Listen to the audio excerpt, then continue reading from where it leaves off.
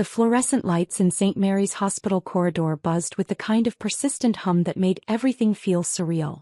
I'd been sitting in the uncomfortable plastic chair outside room 314 for 3 hours, watching nurses walk by with clipboards and families whisper in worried clusters near the vending machines.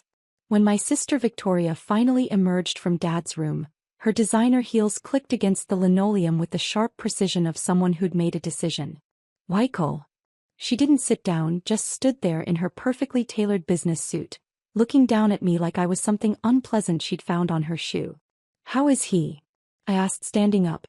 Through the glass window I could see Dad connected to various machines, his usually robust frame looking smaller under the hospital blankets. "He's stable. For now." Victoria crossed her arms. "But we need to talk." "Okay. Mom, David and I have been discussing the situation.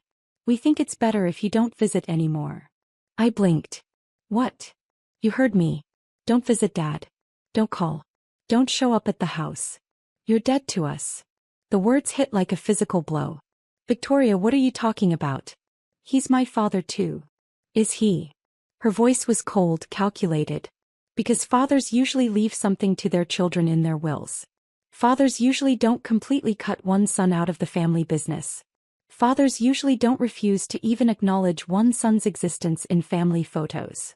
I felt my chest tighten. It was true that Dad and I had been estranged for the past 5 years, ever since I'd walked away from Fletcher and Associates, the accounting firm he'd built from nothing. Since I'd told him I was starting my own company instead of taking over his legacy. "He's been asking for you," I said quietly. "No, he hasn't." Victoria's smile was sharp. "He's been delirious from the medication. The nurses said he's been calling for someone named Michael, but David and I explained that he doesn't have a son named Michael anymore."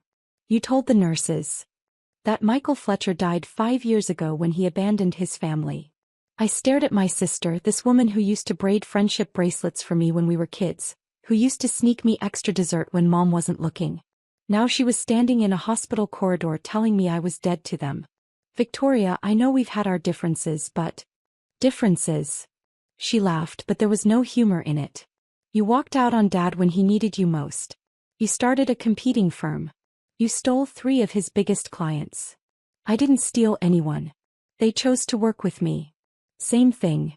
She checked her watch, a Cartier that probably cost more than most people's cars. "Look, I don't have time for this. Mom's flying in from Phoenix, David's handling the business and I'm managing Dad's medical care. We don't need complications." "Complications? You, Michael. You're a complication we can't afford right now." I nodded slowly, processing what she was really saying. "This is about the business, isn't it? You're worried that if Dad recovers he might want to reconcile. Might want to bring me back into the company." Victoria's expression didn't change, but I saw something flicker in her eyes. "Confirmation. There's nothing to bring you back to," she said. "You made your choice 5 years ago. What if I want to see him anyway? Then you'll be arrested for trespassing. I've already spoken to hospital security." She turned to walk away, then paused. "Oh, and Michael, don't bother trying to contact any of us. We've changed our numbers." I watched her walk down the corridor, her heels clicking out a rhythm that sounded like finality. Through the window I could see Dad sleeping, the heart monitor beeping steadily beside his bed. I stood there for another 10 minutes just watching him breathe. Then I walked to the elevator, pressed the button for the ground floor and left St. Mary's Hospital. But I didn't go home. Instead, I drove to my office in downtown Chicago, a sleek space on the 40th floor of the Merchandise Mart that overlooked the Chicago River. Fletcher Financial Consulting had grown beyond anything I'd imagined when I'd started it 5 years ago. What had begun as a one-man operation had evolved into one of the most respected financial consulting firms in the Midwest. My assistant Sarah looked up as I entered. "Michael, I thought you were taking the day off. Change of plans. Can you get me the Morrison account files? The hospital chain?" "Of course." She paused. "Is everything okay? You look..." "I'm fine. Just need to review some contracts." 30 minutes later I was sitting in my office with the Morrison Healthcare files spread across my desk. Morrison Healthcare owned 12 hospitals across Illinois, including St. Mary's. 3 years ago, when they'd been facing bankruptcy due to a Medicare fraud scandal, I'd helped restructure their debt and create a financial recovery plan that had saved the entire chain. More importantly, I'd personally guaranteed a $50 million line of credit that had kept their doors open during the federal investigation. I picked up my phone and dialed. Morrison Healthcare, this is Jennifer. Jennifer, this is Michael Fletcher from Fletcher Financial Consulting. I need to speak with CEO Harrison Morrison immediately. Of course, Mr. Fletcher. Let me transfer you. Harrison answered on the second ring. Michael, how are you? I was just thinking about calling you. The Q3 numbers look fantastic. Harrison, I need a favor. Anything. You saved our asses 3 years ago. What do you need? I need patient information for someone at St. Mary's. Room 314. Robert Fletcher. There was a pause. Robert Fletcher. Any relation? My father. I see. And you need? I need to know who's listed as his medical power of attorney, who's authorized to make decisions, and who has access to his medical information. That's a pretty specific request, Michael. Harrison, do you remember what I told you 3 years ago when I guaranteed that line of credit? You said we were partners now. That's right. Partners help each other. 20 minutes later, Harrison called me back with information that made everything clear. Victoria had indeed been granted medical power of attorney. But more interesting was the insurance situation. Dad's medical bills were being covered by a combination of Medicare and a supplemental policy through Fletcher and Associates. The same Fletcher and Associates that, according to my sources, had been struggling financially since I'd left. I made another call, this one to my banker. Michael Fletcher for Patricia Wong, please. Mr. Fletcher. How can I help you today? Patricia, I need you to check something for me. The Fletcher and Associates business account. What's their current balance? I can't give you specific information about another company's account, you know that. What if I told you I'm considering a potential acquisition? Well, in that case. I could hear her typing. Let's see. Fletcher and Associates has a current balance of negative $847,000. They're significantly overdrawn, and we've been in discussions about foreclosure on their business loan. What about their line of credit? Maxed out at $2.3 million. They've been in default for 6 months. I thanked Patricia and hung up, pieces of the puzzle falling into place. My family's business was failing. Dad's medical bills were probably astronomical. And they needed me gone to avoid any potential claims on the company assets. But they'd made one crucial mistake. I called St. Mary's directly. Patient billing, this is Carol. Carol, this is Michael Fletcher. I'm calling about my father, Robert Fletcher, in room 314. I'm sorry, sir, but I can't discuss patient information unless you're authorized. Actually, I think you'll find that I am authorized. Can you pull up his file? I waited while she typed. Oh. Her voice changed. Mr. Fletcher, I apologize. I see you're listed as the primary guarantor for Mr. Robert Fletcher's account. That's correct. Is there something specific you need to know? What's the current balance on his account? As of today, $127,000. But that's just the first week. Considering his condition and the projected length of stay. I understand. Carol, I need you to do something for me. I need you to change the authorization on that account. What kind of change? Remove Victoria Fletcher and David Fletcher from any decision-making authority. I want all medical and financial decisions to go through me exclusively. Sir, that's a significant change. Are you sure? I'm absolutely sure. And Carol? I want you to flag the account for immediate attention if anyone else tries to make changes. Of course, Mr. Fletcher. I hung up and leaned back in my chair looking out at the Chicago skyline. My family had just made the biggest mistake of their lives. My phone rang an hour later. A known number, but I answered anyway. Michael Fletcher. Mr. Fletcher, this is Dr. Sarah Kim from St. Mary's Hospital. I'm your father's attending physician. Dr. Kim. How is he? That's what I'm calling about. Your father's condition has deteriorated. We're looking at the possibility of emergency surgery, but we need authorization from the person responsible for his care. What kind of surgery? A cardiac procedure. It's risky, but without it. She paused. Mr. Fletcher, your father may not survive the night. Do whatever you need to do. I'm on my way. Actually, sir, there's a problem. There are people here claiming to be your father's family, but according to our records, you're the only authorized contact. They're demanding access and it's creating a difficult situation. I smiled grimly. Dr. Kim, I'll be there in 20 minutes. Until then, hospital security has my permission to remove anyone who's not authorized to be in my father's room.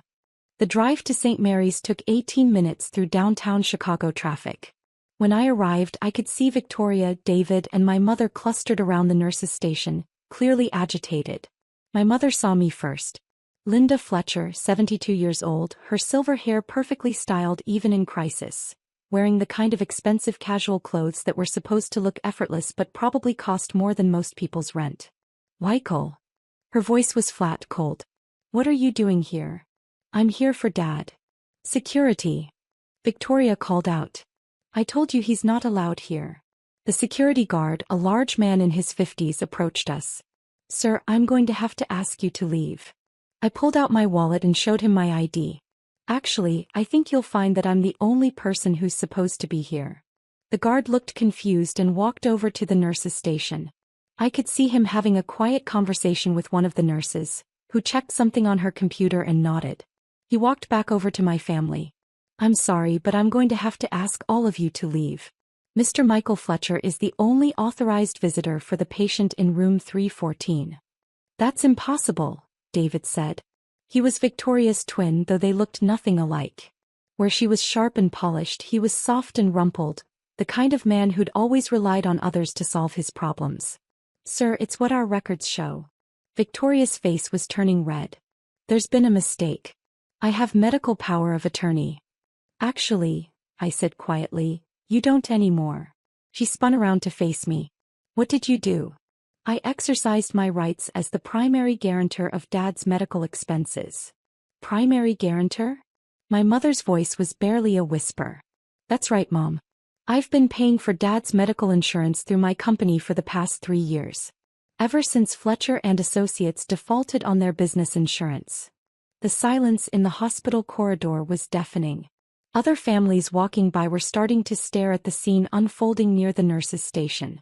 You had no right, Victoria said. I had every right. I've been covering Dad's medical expenses, his life insurance, even the mortgage on the family house since your business started failing. David found his voice. That's not true. I pulled out my phone and showed them my banking app, scrolling to the automatic payment section. Fletcher and Associates medical insurance, $3,400 per month. Robert Fletcher life insurance, $1,200 per month. Mortgage payment for 1247 Elm Street, $4,800 per month. My mother sank into one of the plastic chairs. Michael, I don't understand. 3 years ago, when Fletcher and Associates started having financial problems, Dad called me. Not to apologize, not to ask for reconciliation, but to ask for money. He said the business was in trouble and they couldn't afford the insurance payments. He never told us that, Victoria said, but her voice was weaker now. Because he was embarrassed. Because admitting that he needed help from the son he'd disowned would have been humiliating. So you've been paying for everything? My mother asked. Not everything. Just the important stuff. The stuff that would have destroyed him if it had been repossessed or cancelled. Dr. Kim appeared at my elbow. Mr. Fletcher? We need to discuss your father's surgery. Of course. I looked at my family. You can wait here, but I want to be clear about something. I'm making the medical decisions now. I'm paying the bills. And I'm the one who'll decide who gets to visit. I followed Dr. Kim down the corridor, leaving my family in stunned silence. The surgery took 4 hours. I spent most of it in the waiting room drinking terrible coffee and thinking about the phone call I'd received 3 years ago. Dad's voice, quieter than I'd ever heard it, asking if I could help with some temporary financial difficulties. I'd said yes without hesitation, even though we hadn't spoken in 2 years at that point. Even though he'd told everyone I was dead to him when I'd started my own firm. Victoria, David, and my mother had disappeared sometime during the second hour. I assumed they'd gone home to regroup, to figure out how this new reality affected their plans. Dr. Kim found me around midnight. Mr. Fletcher? The surgery went well. Your father is in recovery. When can I see him? He's still unconscious, but you can sit with him if you'd like. Dad looked smaller than I remembered, surrounded by machines and monitors. His hair had gone completely white since I'd last seen him, and there were new lines around his eyes that spoke of worry and sleepless nights. I sat in the chair beside his bed and waited. He woke up around 6 a.m., his eyes confused and unfocused. "Michael." "I'm here, Dad." "I thought," Victoria said. He tried to sit up, but the machines prevented much movement. "Victoria said I was dead to you." "I know. I've been trying to call you for 3 years." I leaned forward. "Dad, I've been getting your calls. Victoria had them forwarded to my office. She told me you were drunk dialing, that you didn't really want to talk to me." "That's not." "I wanted to apologize. I wanted to tell you how proud I am of what you built." The words hung in the air between us, 30 years of complicated father-son history compressed into one moment. "I know about the business, Dad. I know about the financial problems. I didn't want you to know. I didn't want you to think." "To think what?" "That I'd failed. That everything I tried to teach you about business was wrong." I took his hand, noting how frail it felt. "Dad, businesses fail. People make mistakes. It doesn't erase 30 years of success.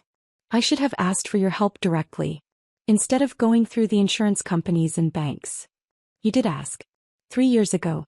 I've been helping ever since." "But Victoria said." "Victoria's been managing your finances. She didn't want you to know that the help was coming from me." Dad closed his eyes. "Because she thought you'd use it against us. Because she thought if you knew I was helping you might want to reconcile. And that would complicate their plans for the business." "What plans?" I hesitated, not sure how much to tell him while he was recovering from major surgery. "Dad, how much do you know about Fletcher and Associates' current financial situation?" "Victoria and David handle most of that now. They said business was picking up." "Dad, the company is $3.2 million in debt. The bank is preparing foreclosure proceedings. Without the payments I've been making, you would have lost everything 2 years ago." The heart monitor beside his bed started beeping faster. "Michael, I don't understand." Over the next hour I explained everything. The failed business ventures David had invested in without telling Dad.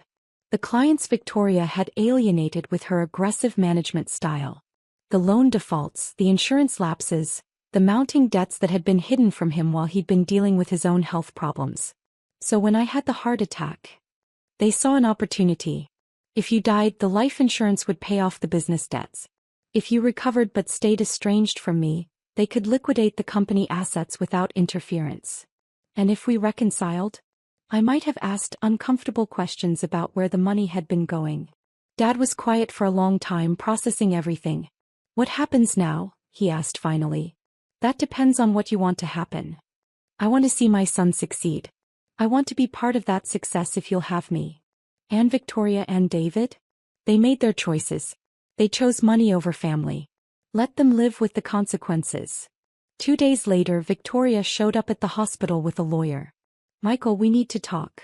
I was sitting beside Dad's bed, helping him with physical therapy exercises the nurses had recommended. "I don't think we do. You can't just take over Dad's life like this." "I'm not taking over anything. I'm just not hiding anymore." The lawyer, a nervous-looking man in an expensive suit, stepped forward. "Mr. Fletcher, my clients believe there may have been some undue influence in the recent changes to your father's medical arrangements." I looked at Dad, who was sitting up in bed looking stronger than he had since the surgery. "Dad, do you want to tell them or should I?" "I'll handle this." Dad's voice was stronger too, more like the man I remembered from my childhood. "Victoria, David, I know about the business. I know about the debts. I know about the money Michael's been paying to keep our family afloat." Victoria's face went pale. "Dad, we can explain. You told the hospital I didn't have a son named Michael anymore. We were protecting you. You were protecting yourselves. You were hoping I'd die so the life insurance would solve your financial problems." The lawyer cleared his throat. "Mr. Fletcher, those are serious accusations." "They're not accusations. They're facts." Dad reached for the folder of financial documents I'd brought him. "I've reviewed 3 years of bank statements, loan applications, and business records.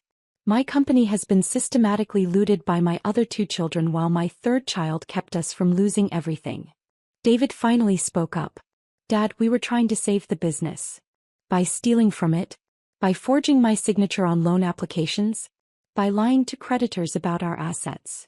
We were going to pay it back. With what?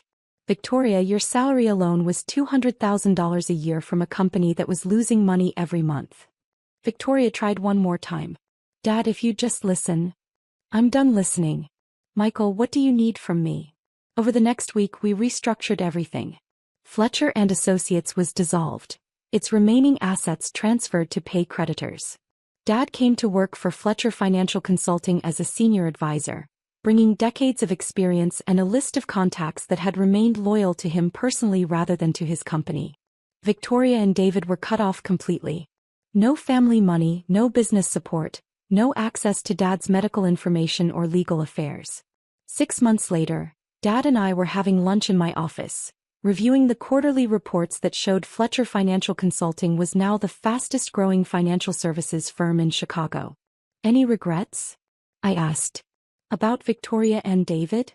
About any of it. Dad looked out the window at the Chicago River, where boats were carrying tourists on afternoon cruises. I regret that it took a heart attack for us to have an honest conversation. I regret that I let pride keep us apart for 5 years. But I don't regret learning who my children really are. They were scared, Dad. People do desperate things when they're scared. They were greedy, Michael. There's a difference. A year later, Victoria called my office. Sarah told me she'd seemed nervous, asking if there was any chance I might consider a meeting. I thought about it for a long time. Then I told Sarah to give her my personal number. Michael. Victoria's voice was smaller than I remembered. Victoria. I wanted to apologize. Okay. I know you probably don't believe me, but I never wanted things to go as far as they did. What do you want, Victoria? I want to explain. I want you to understand why we did what we did. We met for coffee at a place downtown, neutral territory where neither of us had any history. We were drowning, she said after we'd ordered. The business was failing, Dad was sick, and we didn't know how to fix any of it. So you decided to cut me out. We decided to protect what was left. We thought if you came back you'd want to take over everything. We thought you'd push us out. I never wanted to take over Fletcher and Associates, Victoria. I had my own company. But you were always Dad's favorite. The golden child who could do no wrong. That's not how I remember it. Because you were too young to see it. Everything Dad did was about preparing you to take over the business. David and I were just there. I studied my sister's face, looking for signs of manipulation or deception. Instead, I saw exhaustion and something that might have been genuine remorse. What do you want from me now? I want to rebuild. Not the business that's gone. But maybe we could rebuild the family. What about David? David's getting help. For the gambling, for the drinking. He knows he screwed up. And you? I'm working for a nonprofit now. Financial literacy programs for low-income families. It doesn't pay much, but it's good work. We talked for 2 hours. It wasn't forgiveness exactly, but it was a start. Victoria would never again have access to family finances or business decisions, but she was still my sister.